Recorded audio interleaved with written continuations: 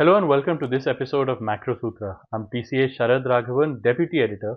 And now I know that you think that we're going to be talking about the budget in this episode because it's just around the corner.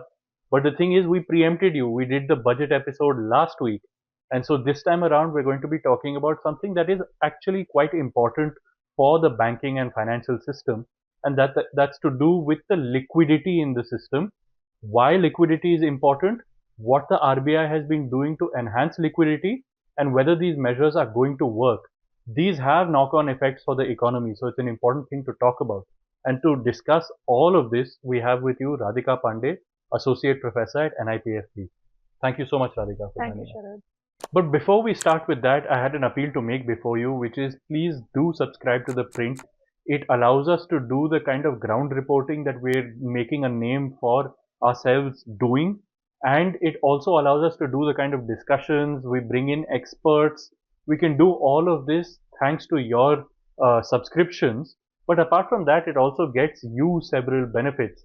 You get access to our Ask Me Anything sessions with our editors and our reporters, where you can ask them any questions on the topic, and they will answer all of them for you live. Say, for example, just after the budget, I'm going to be doing an Ask Me Anything session, and so you can ask me any question on the budget, and I'll answer them live. Apart from that, you can write in for us in the Your Turn section, where your opinion is published on the print as an article. And finally, you get access to our newsletters. They're written by our editors on the news of the day.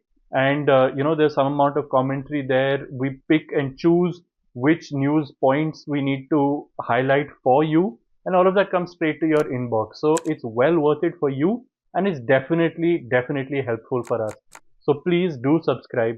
But now let's get back to the discussion. So now, Radhika, before we get into what is liquidity, let's first outline why has liquidity been a problem? Is it to do with internal factors, or is it to do with external factors such as FIIs, or is it a combination of both? So actually, it's a combination of both. But if we look at the last 2 months in particular, starting from December, we've seen that liquidity has been in deficit. And normally, what happens is that liquidity sometimes is in deficit, sometimes is in surplus. Normally, the factors, like if there is a sudden outflow of deposits from the system, or there are outflows for the purpose of payment of taxation and so on, the banking system liquidity goes down. Right. But then again, it gets replenished due to RBI's measures like variable rate repo auctions, where RBI infuses liquidity. So there are two measures. One is repo auctions, through which RBI infuses liquidity. And when there is surplus liquidity and RBI wants to absorb, then it does what is called the reverse repo auction. So RBI has been doing both side of auctions, repo as well as reverse repo auctions, to adjust the liquidity and to keep it within durable level. But what we have seen from December in particular is that liquidity deficit has been rising, or in other words, liquidity has been shrinking. And one of the main reasons for that is because RBI has been intervening in the spot market to prevent the rupee slide. So what it is doing is it is selling dollars and it is absorbing an equivalent amount of rupees from the system. Right. So that is sucking out liquidity from the system. So much so that by 25th and 27th of January, the liquidity deficit in the banking system soared to above rupees 3 lakh crore.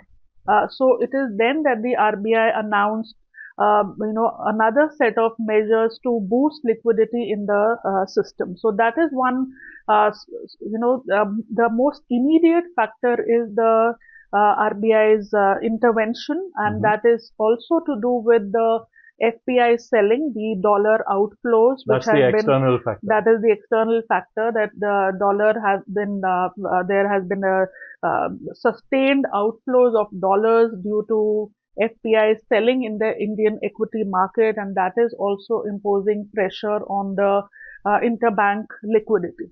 Now, you raised a very important question, why this is important. This is important because now, going forward, either in this monetary policy meeting or maybe next monetary policy meeting, the RBI will start thinking about cutting rates. Now, cutting rates would have an impact only if there is sufficient liquidity in the system. When the policy repo rate is cut, whether the banks would be able to cut rates or not, that depends on whether they have some funds to lend or not. If they are scrambling for deposits and if they do not have adequate lendable resources, then they would not be able to reduce the lending rate. So their loan rates would remain at elevated levels, even though the Reserve Bank of India would have cut the policy repo rate. So to ensure that there is adequate transmission of the interest rate cuts that are announced by the Reserve Bank of India, it is important to have sufficient liquidity in the banking system, and that is what is being talked about, that maybe RBI is going to cut rates, and therefore on 27th of January, the Reserve Bank announced a series of measures to boost liquidity, which includes open market purchases, where RBI is going to purchase government bonds from banks, and therefore it will give them rupees, so that will infuse liquidity. It's going to do what is called more long-term repos, because till now it is doing daily repos transaction, where it infuses liquidity and then in the next day the transaction is reversed.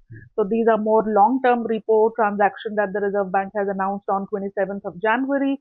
And third is that they have announced what is called the dollar rupee swap transactions, where the RBI is going to RBI is going to sell, banks will sell dollars and RBI will provide them rupees, and that will get again reversed after a 6 months period. So the essence of all these measures is to add more money supply, or to add more rupees into the banking system, so that they are able to lend, and they are able to lend at lower interest rates when actually the RBI starts to cut interest rates. Right. In fact, in a recent interview with Madan Sabnavis, who is the chief economist at the Bank of Baroda, he made exactly the same point, that the RBI's moves to infuse liquidity might be a suggestion that in their policy meeting, that is just 1 week after the budget, that they might cut rates there. And so they're preparing the field to cut the rate so that the rate cut actually is effective. But Radhika, in your article, you also mentioned another factor that over the medium term has been affecting the liquidity situation, and that's the government's policy of transferring money to the states only in a just-in-time manner. Right. So could you tell us more about that? Yes, sure. So that is a more structural factor. So one is the immediate factor that we spoke about. The other is more structural factor, which is impinging upon the overall system liquidity in the banking sector, because as you rightly said now, which is a good step actually, where government has introduced what is called the Sparsh portal, SNA, or also called the just-in-time payment system, where when central government releases funds for to states for various centrally sponsored schemes, they will be released only when the actual utilization is going to happen. Now, this is in contrast to the earlier practice, where mechanically the government used to, disperse, used to allocate funds, and those funds used to lie idle in the public sector bank accounts of state government.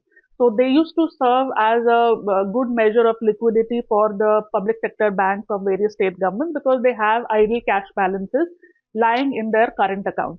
Now that system has gone, because more and more states are now moving to this new system, which is the just-in-time payment system, where there is no possibility of funds sitting as idle cash balances in the public sector bank account.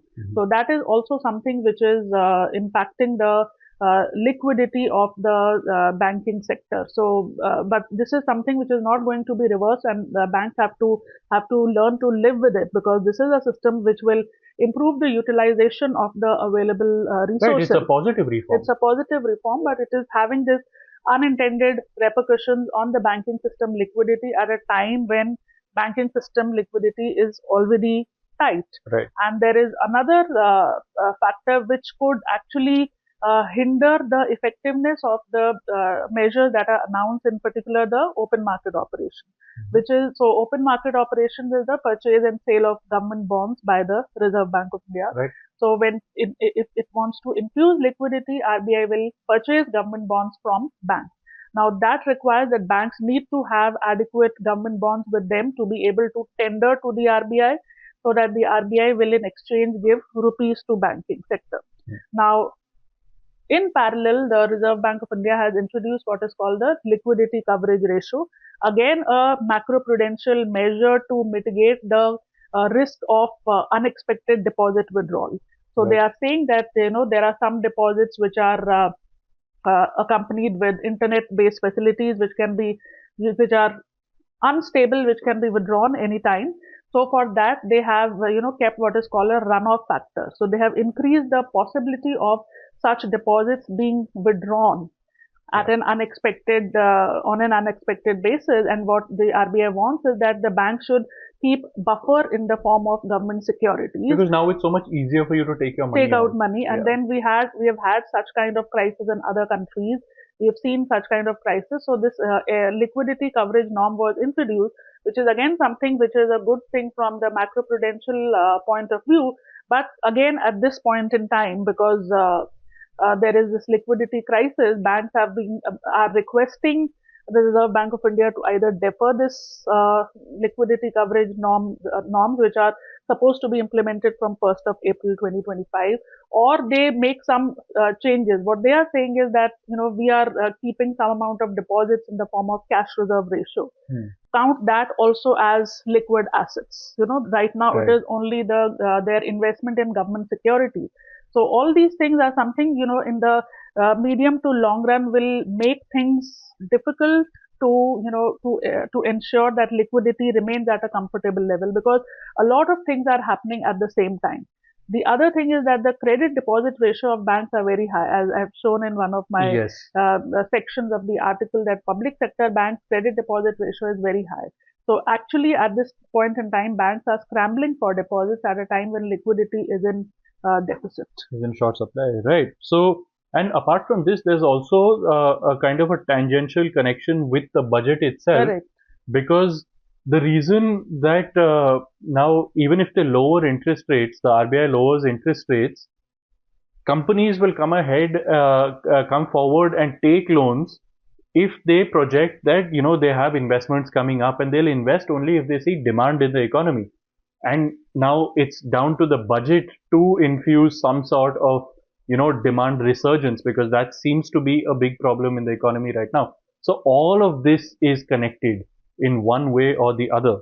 But now the RBI, it's not as if these most recent steps were the only steps it's taken on liquidity, right? Even before that, it had taken some steps. In December monetary policy, the RBI had announced a cut in cash reserve ratio, which is what is cash reserve ratio? It is the percentage of overall bank deposits. A percentage of that has to be parked with the RBI. So that cash reserve ratio was also lowered by 50 basis points from 4.5% to 4%. And this also has the impact of increasing liquidity, because banks are supposed to park lesser proportion of their deposits with the RBI. So it infuses more liquidity. Then on 15th of January, the Reserve Bank of India announced that it's going to conduct repo auctions on a daily basis. Every day they're going to conduct the repo auction. So a lot of these steps are being undertaken. But then also, as I said, the liquidity deficit continued to soar.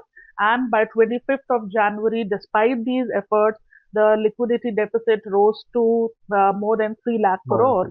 And therefore, then they announced these three measures, namely the OMO, the rupee dollar swap agreements, and the longer term repo auction, which are meant to infuse, cumulatively liquidity of around 1.5 lakh crore. But again, as I said, there are various factors at play which may hinder the effectiveness, like the credit deposit ratio being very high, banks scrambling for deposits, the liquidity coverage ratio norms also coming into the picture, and these factors. Right. Okay. So I think that that kind of encapsulates it. So we have a few questions from the audience. There's one question that's anonymous. The person hasn't named themselves. But the question is, what are the repercussions of infusing this much capital on the economy in the long term? And will this have an effect on the RBI's and the government's treasury? So, most of these are transactions which are going to be reversed at some point in time. Okay. Some of these, like the daily repo auctions, are where the government is infusing liquidity and then it is reversing Reversing the it liquidity. So on after a daily 1 day, on basis. a daily basis. Yeah. So those are short-term measures. Then the longer-term measure is also the long-term repo transaction is also around for 56 days, after which again the liquidity will be reversed. So some of these are will not have any major impact on the treasury or on the RBI's balance sheet in the long run. The only factor that would have an impact is the open market operation, Mhm. where because RBI is purchasing government securities uh, uh, around 60,000 crore, that's the overall value of OM purchases, that will lead to expansion of the RBI's balance sheet. Because when Yeah. we look at the RBI's asset side and the liability side, the asset side includes the stock of government securities and investment in US treasuries and so on. So it will lead to expansion of the RBI's balance sheet, and we need to see whether more such measures are introduced or is it just this is a one-off event. Right. So that will tell us whether there is a continued expansion in RBI's balance sheet or just it is a one-off event. Okay.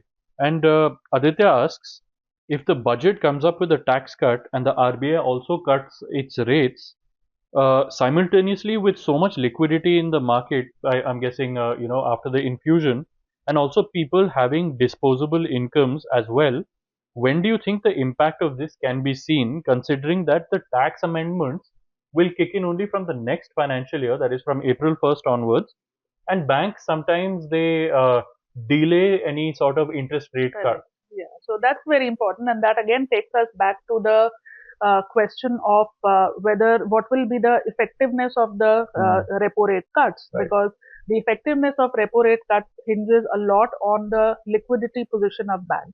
If they have sufficient comfortable liquidity, it will be easier to transmit rate cuts. Otherwise, it will be difficult to transmit rate cuts. And the other important nuance that we are seeing currently is that even though liquidity is very tight, if we look at the various short-term money market rates, they are not high. So if you look at, say, call rate, Hmm. the weighted average call rate, or say treasury bill yield, look at any short-term money market rate, they are not reflective of the deficit, liquidity deficit. So Okay. that's the conundrum, that's the challenge, that why this is happening. So the reason is that this is actually time to revisit the entire liquidity management framework, because this framework was actually put in place in 2011, where repo was the policy rate, weighted average call money rate was the Yeah. operational target. Now a lot has changed since then. Call money rate is now a very small proportion of the overall money market.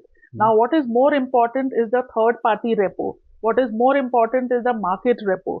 What is more important is the certificate of deposits, which the banks are now issuing to, raise finance in order to, In an increasing manner, in an right? increasing Yeah. manner. Yes. So, till December, they have raised a lot of funds through certificates of deposits, because they have to finance the rising CD ratio, which for some banks is even above 80%.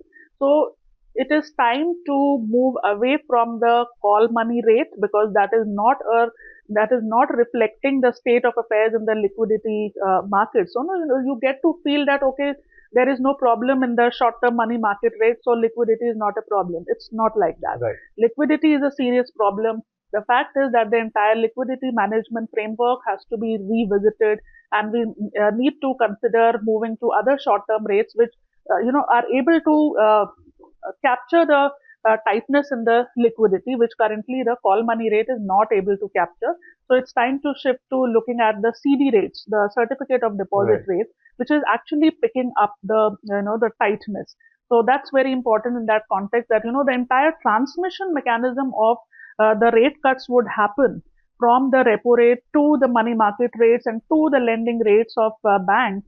And in all this king, liquidity is a crucial factor. Right. So that is where. Okay. And now, because we are so close to the budget, I have an out of syllabus question. This has nothing to do with the RBI and liquidity. But Karthik asks, can we see an increase in corporate taxes the corporate tax rates in the budget. They've been lowered for a while now, but haven't attracted much investment.